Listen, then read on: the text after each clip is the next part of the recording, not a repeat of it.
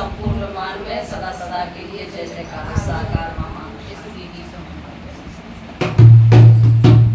बहनों, आप सबको और हरियाली तीज की हार्दिक शुभकामनाएं और आपको बहुत बहुत बधाई हो। और कल हमारे यहाँ पे हरियाली तीज भोजन बहन जी के यहाँ पे मनेगी।